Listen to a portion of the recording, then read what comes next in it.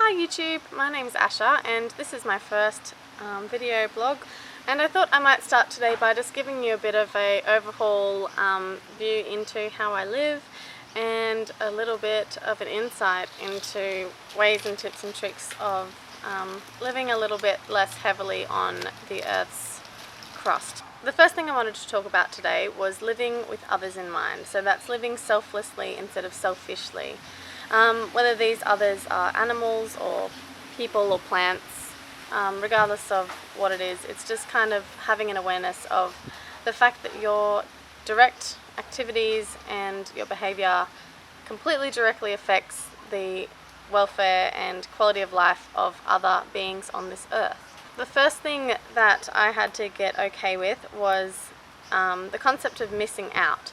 So instead of thinking of it as missing out or giving up things or having to sacrifice things and craving them and having to try and resist your cravings, think more about what you gain from not doing those things and accepting the challenge of progressing up on the evolutionary scale of being awake and being a bit nicer to the earth. This might mean giving up some of your favourite foods or favourite clothing brands or little traditions that your family like to do at Christmas. They're easily swapped out, and believe me, you don't miss them after a little while and it's all fine. And what you gain from living a little bit more selflessly cannot be compared to any feeling that any material thing can ever give you. So once you start to harness that feeling, you'll get addicted and you won't miss these things anymore. There's no greater feeling than having a clear conscience. So the aims I try to live by is treading as lightly on the earth as I possibly can, whilst still trying to make a big impact in positive ways.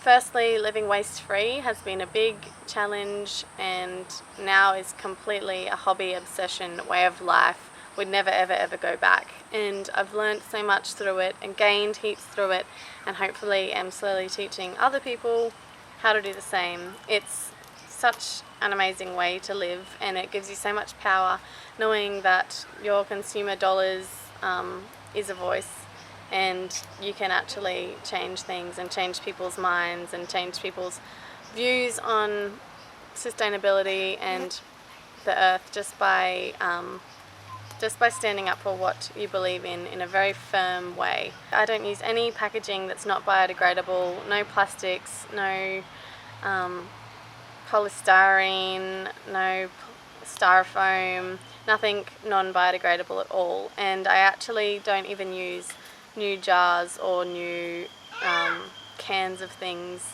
If I have jars or Ziploc bags or plastic containers, I've been given them by other people, or I get them after someone's finished their lunch or something, and I reuse them, repurpose them. Recycling in many ways is just the way of having the consumers pat themselves on the back and say, oh good, I recycled that Coke bottle so I can get another one and it's alright because I'm a really nice person that recycles. So it's basically just allowing the consumers to feel a little bit better about buying terrible things. I also work to be a very efficient traveller, so that means just reducing your car trips, trying to combine trips, carpooling, mainly walking and riding your bike and public transport, all that sort of stuff. Yeah, accept the challenge of putting your keys in the ignition as little as possible, and it saves you heaps of money and makes you fit as well because you're riding around. I've also, probably for the last year or more, not bought anything new.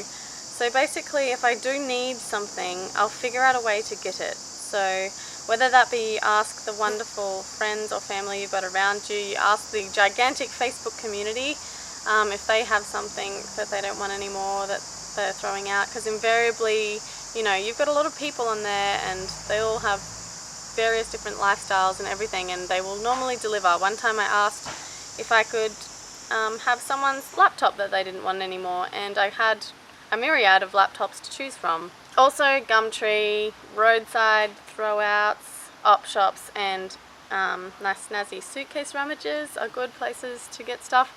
Probably the only things I buy new is from groups that I completely 100% believe in, like New Sea Shepherd merchandise, things like that, where you know where the money's going, you know why the money's going there, what they're using it for, you know, everything about it, the product itself and the business itself is completely sustainably driven. Buying new things is okay as long as the business model is completely aligned with your values.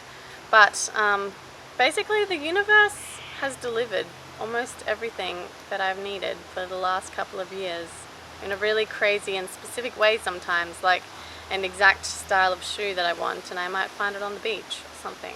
The next way to reduce your impact on the earth is to eat a whole foods plant-based diet. So basically being vegan, and this has been the best life choice I have ever made in my entire life, and I can say this with 100% honesty and cannot ever see myself going back to living how I used to live. The changes in my frame of mind and the way I view things and my values have just dramatically changed in the last year, and just how much I question people's businesses and where things are sourced from and how they're sourced and whether everything about that business is ethical. It just makes you question more, and it makes you open up to the fact that there is so much wrong going on in our consumer driven surroundings. So it's quite empowering. It's the most empowering thing I've ever done.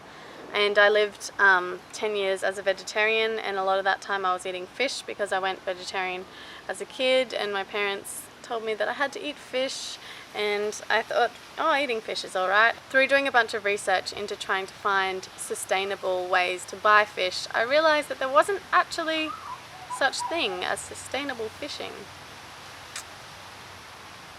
So then I found veganism, and this cleared it completely changed everything. And so even just dabbling in this realm, I'll put more videos up later on about ways to do it and easy ways and hacks, and you don't have to hashtag vegan all the time, and you don't have to buy really expensive granola from the organic store. It's actually very easy and simple and cheap to do. So as well as lessening your impact on the earth, you do want to increase the impact for the earth. So this means sharing with others things that you may have found, which is what I'm trying to do now, and helping other people in their little journeys to awaken themselves to what's going on and how they can be part of positive things and not be part of negative things. So just really honestly sharing what you find and what you discover and your challenges with other people is incredibly valuable, and I practice in my day-to-day life never ever bringing up veganism and things like that, but more often than not, basically every day someone else will start the topic with me, and then I will happily openly talk about it. But it's really interesting to see that so many people are interested in it and questioning it and wanting to know more about it. So that is very exciting. But you can see that, you know, it's a kind of bubbling broth of something that people are all trying to figure out why it's kind of getting so widespread so quickly.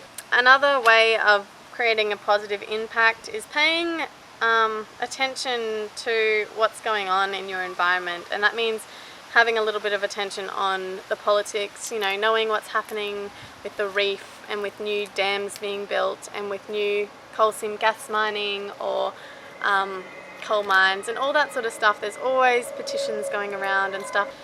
Just because you're not donating money to some Save the Squirrels thing, it doesn't make you a bad person. Just find your egg and sit on it. That was a really bad analogy. I am really passionate about food wastage, so I volunteer with some food rescue organisations, and we get the food that's still good and still able to be eaten that would otherwise get thrown out from businesses, and then we repurpose that and give it to different homeless shelters and women's shelters and refugee groups and youth groups and all that sort of stuff, and it just builds an awareness on the huge thing that is food wastage. But crazily enough, the clothing industry is actually far more wasteful than the food industry, which is incredibly wasteful.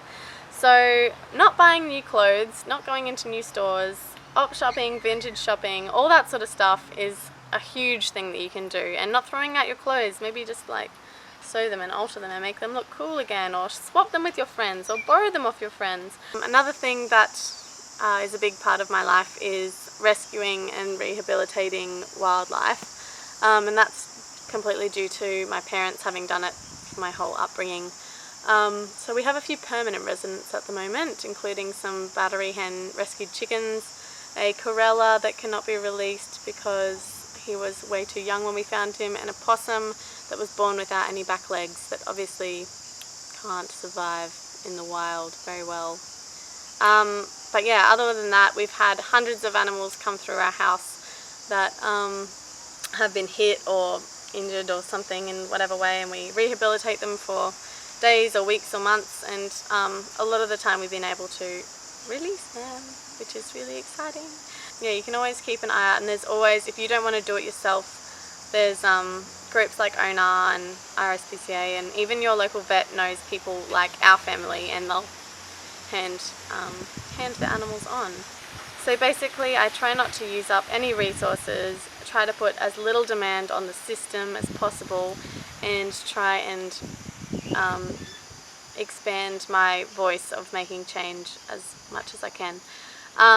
But yeah, they're basically some nice little easy starter points to get going, and I will expand on how to do them in later videos.